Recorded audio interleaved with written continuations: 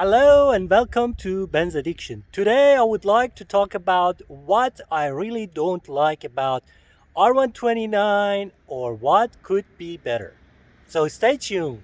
So much is said to praise the design of Bruno Sacho's R129 and the over-engineered nature of R129. R129 is definitely one of the most perfect creation of Mercedes-Benz before the merger, and there is no doubt that it is the favorite car of many Mercedes enthusiasts as well as mine too. But this does not necessarily mean that there is no negative point to mention, and I am sure you have your list as well. The fact is that this SL class Mercedes is right in between the classic R107 and the modern R230. And sometimes we expect it to have a bit more. But here are my top 10 very small subjective issues, or better to say wish list to mention. Number 10. Number 10 is about the inside of the car, and it's something that has been slightly annoying me, and it's about the lack of cup holder and the glove box compartment area. I know for sure that R129 has too many compartment areas, including that middle console compartment area, as well as the lockable door compartment, as well as the rear compartment areas with decent amount of space, as well as the boot area. But the lack of cup holder can annoy some people as well, including me. The issue with the glove box is definitely because at the time of the creation of R129, the airbags were too large, so they couldn't fit a compartment for glove box. Number 9, it's the plastic rear window. This one is a bit more annoying, especially for me, as the plastic window gets sun faded over time and reduces the visibility. Also, if you replace the original plastic window with a new aftermarket one, you might end up with a rear plastic window that vibrates due to the wind and creates some sorts of annoying noise. Number 8. Number 8 is the fragile interior trims. This one I'm sure most of you have experienced. The plastic aircon vents, for example, that feel too fragile, and probably some of you have broken aircon vents too. These are now very hard to find and replace as well. And the issue is also the sun visors and vanity mirrors that are very expensive to buy, and the original brand new items almost doesn't exist to replace. There are also a few bits and pieces on top of the dashboards, just like the speakers on top of dashboards, and few bits and pieces around the interior that might break, including that sliding knob at the front of the console. Number 7, and it's under the bonnet. Let's have a look at this one.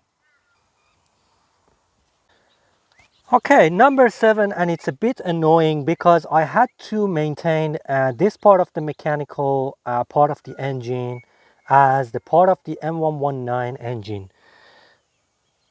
And it's about the lack of electronic control ignition.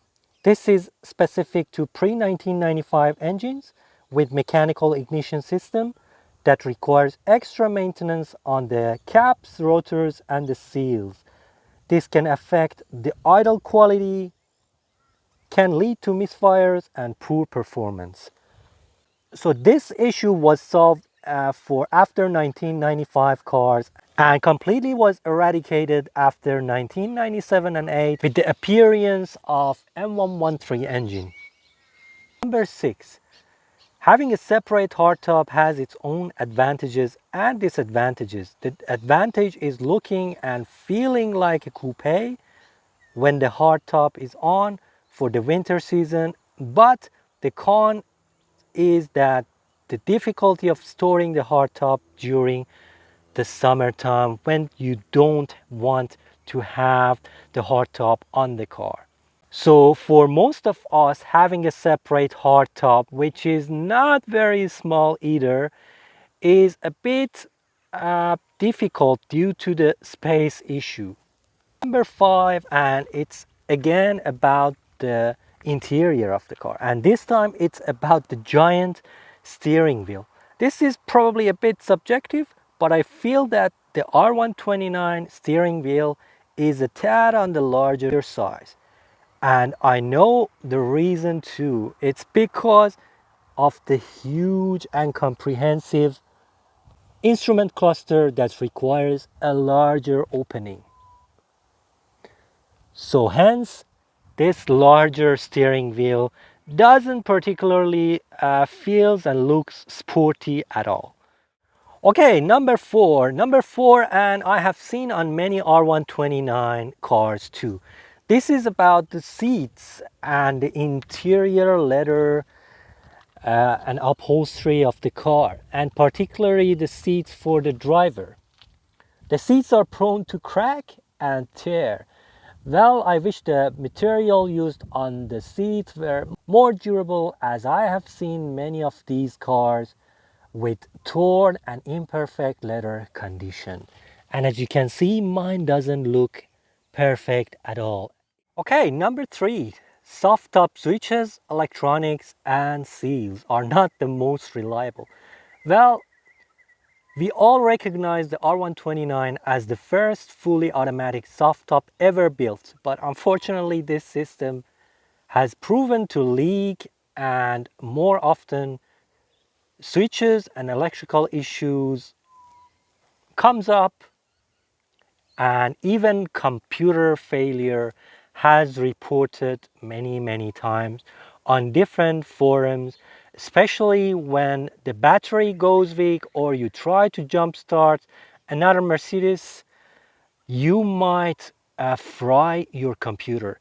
So I have had this issue, and I have spent most of my maintenance time on trying to fix the leaks on my R129 soft top, as well as diagnosing the switches and other bits and pieces regarding the hydraulic top of R129. Number two is very important, especially when you want to maintain your car and diagnose your car. It's about the diagnosability that I really do not like about the M119 engine. And so pre-1997 R129s with M119 engine and the OBD1 and non-digital diagnostic systems are very difficult to diagnose. So here I'm referring to this port over here that exists, and it's a 36-pin diagnostic port. So it can be mentioned for sure that this car can be diagnosed using the 36-pin diagnostic port using a simple wire and a bulb, but in most of the cases the issue would be more complicated than that, and the regular OBD2 scanners would fail to diagnose them, and more expensive tools like MBStar is required for proper diagnosis.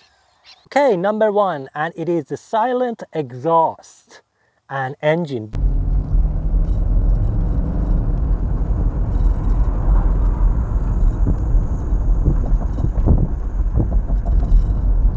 This is also very subjective, and what I mention here is actually sometimes what I really enjoy, but for 5% of the times I would love to have a bit more exhaust and engine roar than the very quiet M119 and the stock exhaust. Okay, my friends, thank you so much for watching, liking, subscribing, and commenting as usual. And please let me know your feedback and thoughts in the comment section below. Thank you.